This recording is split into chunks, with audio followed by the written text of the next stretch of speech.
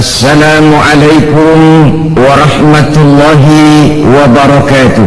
Waalaikumsalam warahmatullahi wabarakatuh. Bismillahirrahmanirrahim. Alhamdulillahi rabbil alamin. Wal aqibatu lil muttaqin wala udwana illa 'alal zalimin. Wassalatu wassalamu ala asyrafil anbiya'i wal mursalin, imamil muttaqin, sayyidil ghurril muhajjalin, wa ala alihi wa ashabihil mujahidin at-tahirin, amma ba'du. Saya kembali kepada masalah pokok. Doa kita yang pertama yang merupakan hak saudara kita muslim dan kewajiban kita sebagai muslim, mendoakan saudara kita untuk mendapat keselamatan. Tidak ada hasud, tidak ada iri, tidak ada dengki hati. Kemanapun saudara kita akan pergi, dengan tulus kita mengucapkan Assalamualaikum, semoga Allah senantiasa memberikan limpahan keselamatan kepada kamu bersemua. Ini luar biasa, lebih daripada sekadar etika kehidupan beragama. Dia merupakan hak dan merupakan kewajiban yang seiring, di mana yang satu saya katakan tadi tidak bisa dipisahkan dengan lainnya. Lalu yang kedua, warahmatullah, semoga kamu selalu mendapat limpahan kasih sayang dari Allah. Rahmah biasa diartikan dengan kasih sayang. Kasih sayang, dua kalimat menjadi satu, menjadi kata majemuk, kasih dan sayang. Apa bedanya sih? Saudara-saudara, setiap kita ingin dikasihi oleh Allah dan ingin disayang oleh Allah. Perbedaannya apa? Orang yang dikasih belum tentu disayang, tapi orang yang disayang biasanya selalu dikasih. Kalau tidak dikasih, tentu ada pertimbangan lain untuk kepentingan orang yang dikasihi itu. Kalau soal pengasih, Allah Maha Pengasih, semua saja dikasih oleh Allah itu. Soviet itu kan dedengkotnya komunis, Cina bapak moyangnya komunis, tapi kehidupan masyarakatnya maju, mereka dapat rezeki, mereka mengalami kemajuan di bidang teknologi dan lain sebagainya. Kenapa? Soal pengasih mah Allah tidak pilih kasih, siapapun saja dikasih. Orang mau sujud atau tidak, orang mau bersyukur atau tidak, orang mau puasa atau tidak, bahkan orang mau beriman atau tidak, kalau soal dikasih semuanya dikasih. Tapi yang dikasihkan belum tentu disayang. Bahwa komunis dapat rezeki, ya. Bahwa orang-orang kafir banyak yang hidupnya kaya, memang mereka semuanya dikasih, tapi dikasih belum tentu disayang. Orang yang rajin sujud, orang yang melaksanakan puasa di bulan Ramadan, orang yang dekat dengan Allah, mereka dikasihi, disayangi oleh Allah Subhanahu wa ta'ala. Kalau disayang oleh Allah, tentu dikasih. Kalau tidak dikasih, ada pertimbangan lain untuk kepentingan orang yang dikasihi itu. Contoh, anak kita umur 5 tahun, kita sayang benar kepadanya. Satu hari dia datang, Pak, minta duit 100.000. Anak umur 5 tahun minta duit 100.000, paling kita kasih 100 perak. Kenapa? Umurnya baru 5 tahun. Apa artinya uang 100.000 kalau jatuh di tangan anak berumur 5 tahun? Makin dewasa dia akan semakin besar pemberian kita. Kenapa? Pada saat itu pemberian kita sudah bisa dipertanggungjawabkan. Begitulah kita dalam pandangan Allah. Kalau minta rezeki, belum pernah saya dengar ada orang Islam minta rezeki, ya Allah berikanlah saya rezeki dikit aja ya Allah. Belum pernah. Kalau sudah minta rezeki mesti luas, banyak, halal, tapi kadang-kadang kita udah pegal nungguin, belum juga datang tuh rezeki. Pikir-pikir gua kan rajin banget sembahyang, apa rezeki seret banget, gua perek lagi apa sembahyang. Saudara-saudara kaum muslimin rahimakumullah, ada pertimbangan lain untuk kemaslahatan kita, Allah toh senantiasa memberikan yang terbaik untuk kita. Cuma kita saja yang tidak tahu rahasia di belakang itu. Adalah di zaman dahulu, menurut satu dongeng, seorang pemuda tampan, gagah, menarik, tapi sayang matanya buta. Dia mengeluh, Tuhan, apa dosa saya? Sejak terlahir ke alam ini, saya tidak bisa menyaksikan keindahan alam.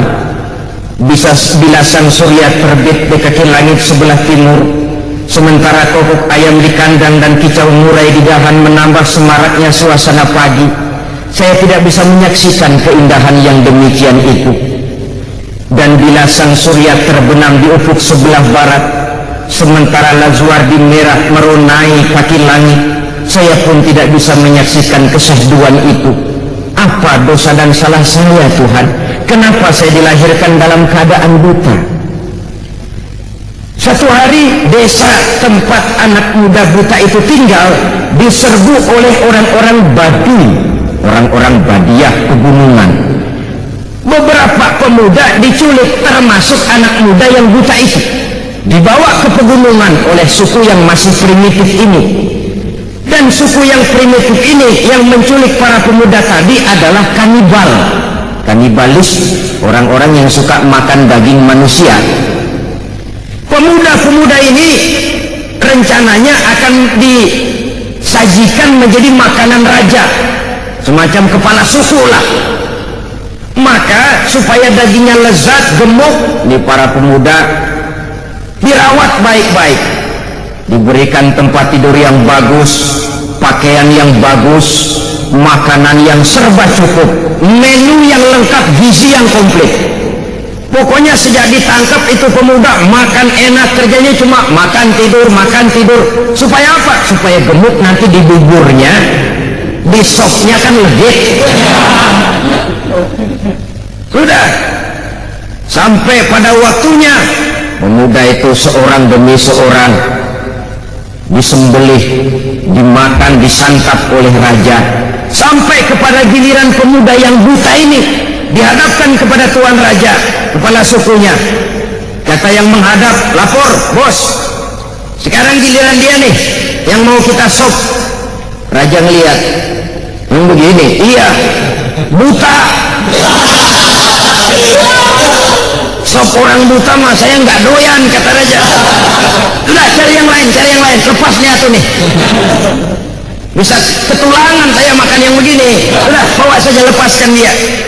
Anak muda yang buta ini dilepaskan, diperintahkan kembali ke kampung halamannya. Di tengah jalan tidak henti-hentinya dia bersyukur, ya Allah maha adil engkau, untung saya dilahirkan dalam keadaan buta. Andai kata saya tidak buta, lunak saya jadi bubur. Tapi saya disop oleh tuan raja. Beberapa bulan yang lalu dia masih mengeluh, Tuhan kenapa saya dilahirkan dalam keadaan buta, apa salah dan dosa saya. Sekarang dia sudah bisa berkata, Alhamdulillah ya Allah, untung saya buta. Andai kata saya tidak buta, udah cuti hidup. Allah senantiasa memberikan yang terbaik. Hanya saja kita kadang-kadang su'udzon namanya, buruk sangka kepada ketentuan yang diberikan Allah kepada kita. Jadi oleh karenanya setiap muslim menginginkan kasih dan sayang. Tidak hanya ingin dikasih, tapi juga ingin disayang.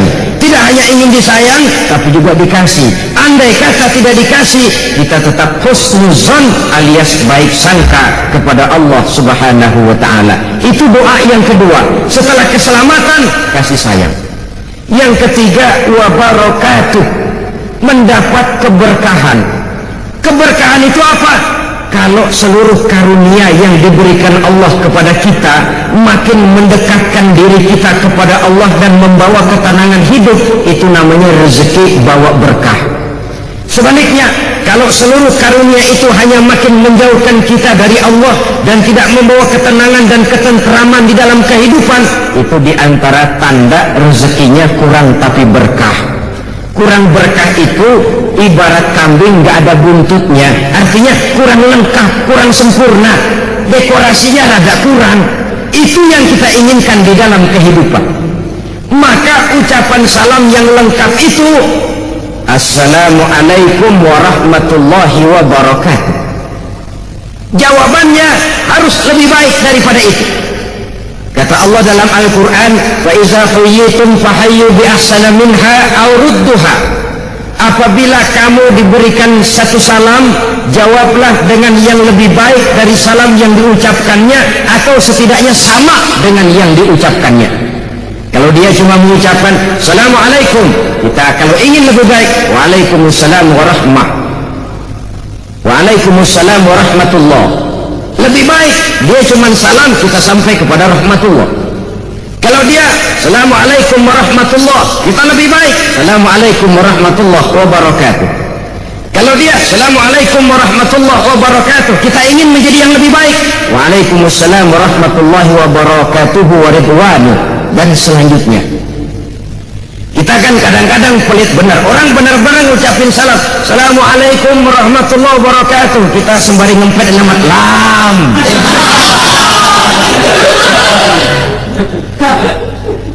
Jawaban harus lebih baik, atau kalau tidak aurudduha, sama dengan salam yang diucapkan kepada kita itu. Assalamualaikum, waalaikumsalam. Setidaknya sama, seri. Kalau tidak mau lebih baik, karena yang lebih baik itu tentu yang lebih besar pahalanya. Saudara-saudara kaum muslimin rahimakumullah, ini adalah hak yang harus kita berikan kepada saudara kita muslim. Idza laqitahu fasallim alaihi, apabila kamu bertemu dengan dia, ucapkanlah salam, doakan keselamatan untuknya. Satu. Yang kedua, wa idza da'aka fa'ajibhu, kalau dipanggil wajib menjawab.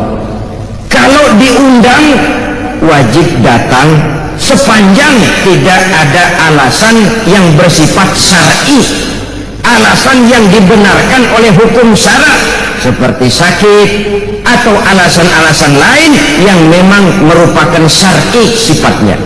Apabila dipanggil, kamu wajib menjawab. Menjawab panggilan tentu bersesuaian dengan orang yang kita hadapi. Inilah yang kita bicarakan pada pertemuan ini, agak singkat barangkali, namun mudah-mudahan ada manfaatnya. Terima kasih atas segala perhatian, mohon maaf atas segala kekurangan. Usikum wa nafsi bitaqwallah. Wassalamualaikum warahmatullahi wabarakatuh.